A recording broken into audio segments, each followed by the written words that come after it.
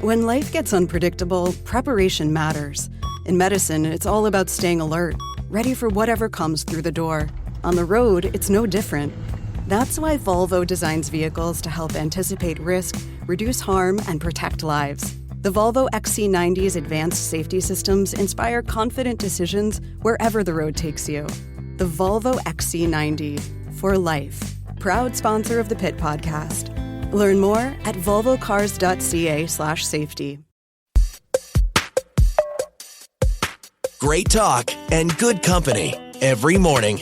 Elias Makos, CJAD 800. 11:22 CJAD 800 time. Let's talk about policing in the city of Montreal. Now, Ensemble Montreal, they're the official opposition, is urging the city to follow through on its 2021 election promise to fund body cameras for Montreal police officers. Despite earlier promises, the administration has delayed implementation, and funds for the project have been removed from the 2025 budget. Alba Zuniga Ramos joins us, official legal affairs spokesperson for Ensemble Montreal and also a city councillor in Mercier, Hochelaga-Maisonneuve. Alba, welcome back to the program. Well, thank you so much for having me. So we have a lot to talk about when it comes to policing in the city, because I'm sure our listeners also want to know your thoughts on how we police the city. But first things first, the body cams. This has been a promise for a long time. Doesn't seem like it's going to happen anytime soon. What do you think the real reason is that this project has been delayed, put on the back burner for so long?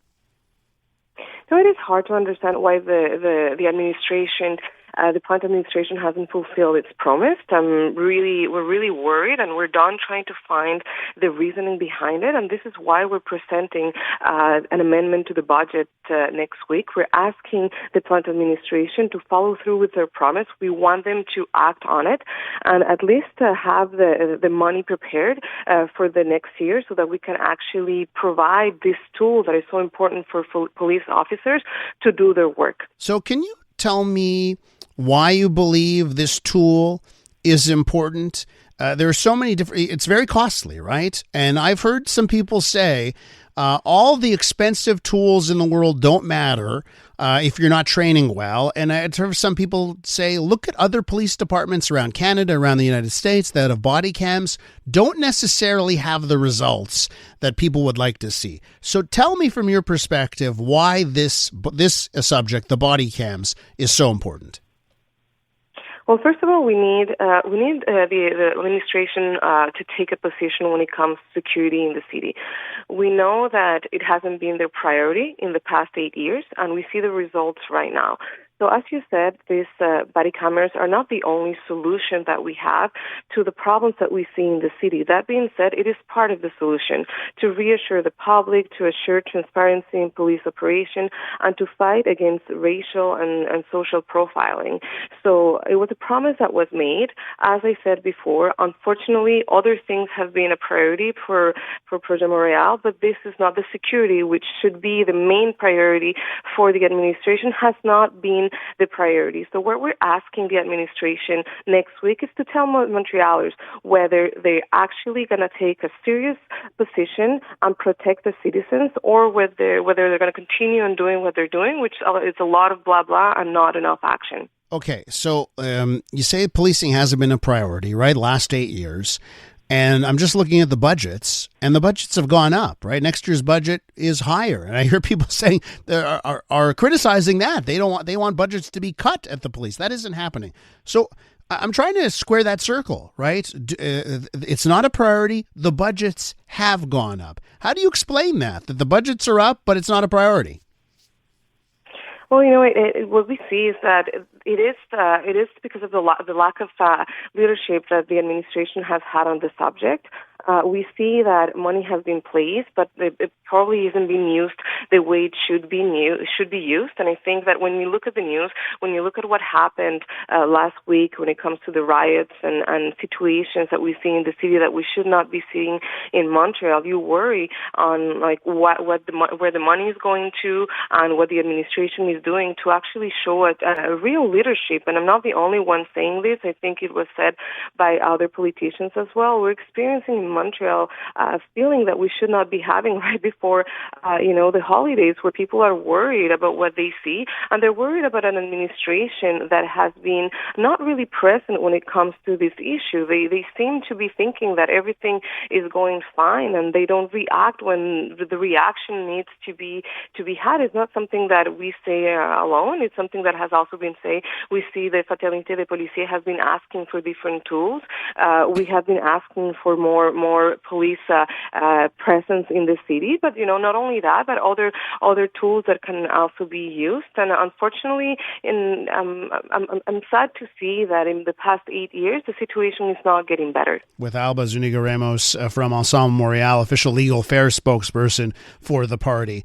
So you referenced the rioting that we saw in the city, and we've seen similar affairs now for over a year.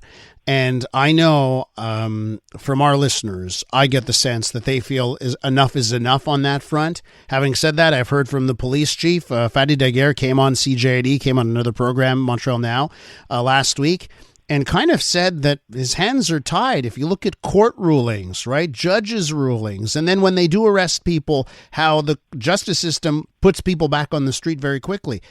We're 11 months away from a municipal election, from an election for mayor of Montreal. What will your party put out there for citizens on what you would do differently to stop maybe the riots that we saw a week and a half ago and some of the other things that we're seeing? How would you do things differently to stop the things that you take issue with? Well, first of all, I think that what happened last week is a result of a lack of leadership from the administration. We have seen it happening for the past couple of months in Montreal.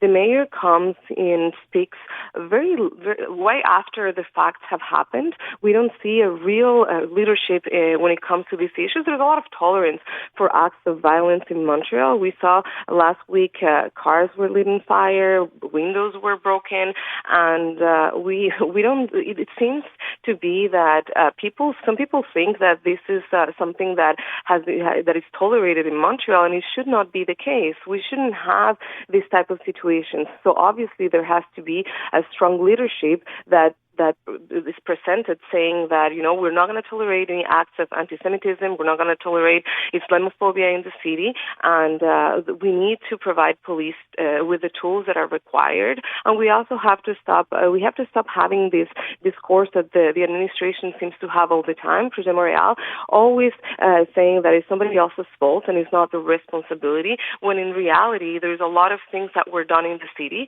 and we're now seeing the results of the lack of action from the administration, which seems to be interested in other topics, seems to be interested in going to Brazil, going to other places instead of taking care of what's happening in Montreal. When is your party going to have? I've heard you've delayed. Now your party has delayed the leadership race.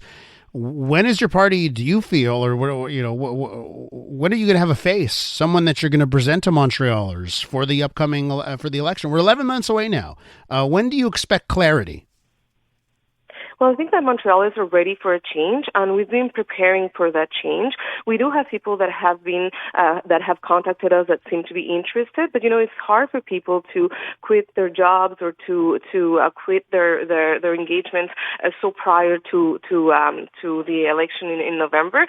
So we heard what from the people that seem to be interested, and we decided to postpone the race to give those people a chance to actually present their candidacy, so that we can have a proper race. And we're really excited because a lot of people have been telling us in the streets that they are really looking forward to a new administration. 8 years of Projet Montréal has done a lot of wrong to the city. We see it in terms of security, but we also see it in terms of the state that the city is in, and I think it's time for a change, and we're really hopeful and excited for what 2025 is going to bring, not only to the party, but also to the city of Montreal. Aren't we all? We're all waiting to see who's going to be running for mayor, because right now we have no, and on the Projet Montréal side too, we have no idea who's going to run. Maybe Alba, it will be you. Thanks very much for coming on. Well, thank you so much, and have a great day. That's Alba Zuniga Ramos from Ensemble Montreal.